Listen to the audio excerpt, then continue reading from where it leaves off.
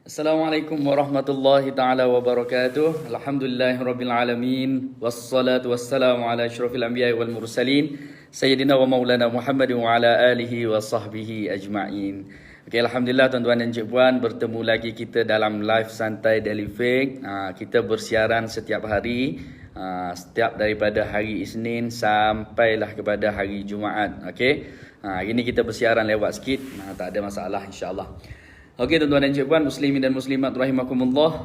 Pada petang ni saya ada satu soalan yang ditanya oleh follower dalam grup Telegram tuan-tuan dan cikgu. Okey. Dia ada tanya soalan berkaitan dengan kalau solat sambil tengok Al-Quran. Tapi dia tak mention Al-Quran lah masa tu. Tapi saya nak mudahkan faham, saya sebut Al-Quran. Dia cakap kalau sediakan kertas yang kita tulis ayat-ayat Al-Quran. Contoh, lepas tu kita baca. Contoh, kita baru masuk Islam, orang baru masuk Islam ataupun orang baru insaf, tak reti nak baca Quran, tak reti nak baca suratul Fatihah, tak reti nak baca tulisan Arab, dia tulis suratul Fatihah atas kertas dalam bahasa Melayu je. Lepas tu dia baca. Masa tengah solat dia pegang kertas tu, dia baca. Dia sama je dengan tengok Al-Quran dalam masalah ni. Jadi dia tanya, adakah solat boleh buat macam tu? Adakah solat sah kalau buat macam tu? Jadi insya-Allah saya nak cerita pada petang ni tentang perkara ni insya-Allah. Okey. Berkenaan dengan soalan tuan-tuan dan cikgu. Okey. Kita tengok, kalau kita solat, kita tengok Al-Quran, hukumnya adalah harus sahaja dan solat tersebut sah. Dan benda ni banyak kita tengok dibuat di masjid-masjid. Biasanya imam-imam yang menggunakan Al-Quran, dia letak Quran besar dekat depan tuan-tuan dan puan. Okey, dia letak Quran besar dekat depan. Lepas tu masa solat, dia baca Quran, tengok pada Quran. Ada setengah tadi dia letak tab ataupun screen, memaparkan ayat-ayat Al-Quran. Dia solat sambil dia tengok. Dia solat sambil dia tengok. Sah solat dia, tidak ada masalah. Kita boleh buat macam tu tuan-tuan dan puan. Okey. Dia ada satu lagi masalah tuan-tuan dan puan. Yang saya cerita tadi, macam orang yang baru masuk Islam ataupun orang yang tak reti baca Quran. Okey, tak reti baca Quran, tapi alhamdulillah Allah Subhanahu Wa Taala bagi dia hidayah, dia nak belajar baca Al-Quran, nak belajar solat, tapi dia tak reti nak baca Fatihah. Tak reti nak baca huruf-huruf Arab. Jadi dia pun tulislah huruf Arab dalam bahasa Melayu. Tulis huruf Arab dalam bahasa Melayu, tulis surah Fatihah dalam bahasa Melayu, dia letak depan dia dan dia baca Fatihah, tengok pada tulisan tersebut. Sah juga solat dia tuan-tuan dan puan. Okey, sah juga solat dia. Dia sampai satu tahap memang dia kena buat macam tu. Kalau dia betul-betul tak reti nak baca Fatihah.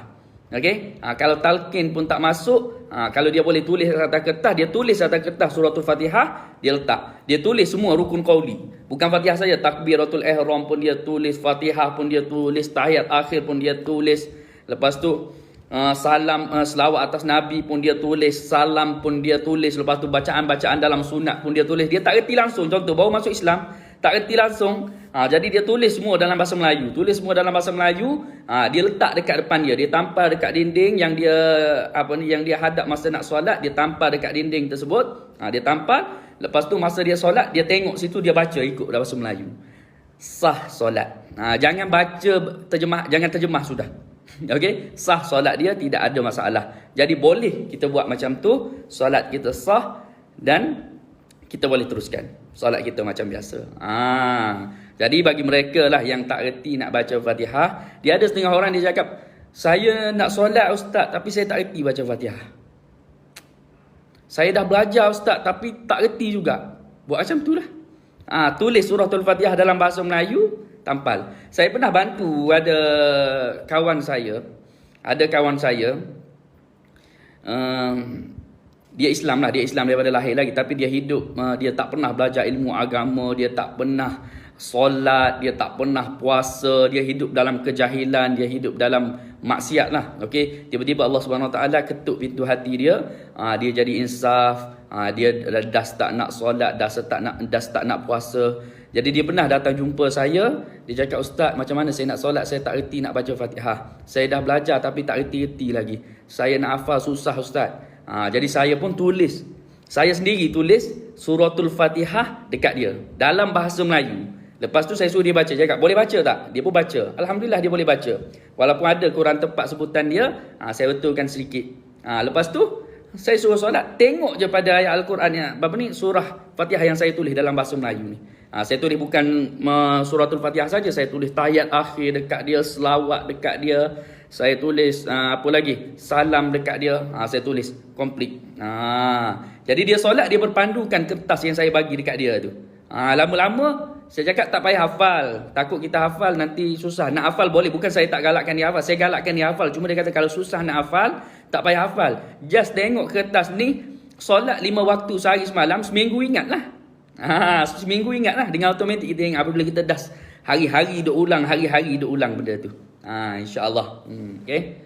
Assalamualaikum Ustaz, nak tanya, kalau solat subuh tapi tak hafal doa kunut, boleh tengok phone tak, simpan dalam poket? Boleh, tapi kena jaga pergerakan, jangan sampai 3 kali berturut-turut.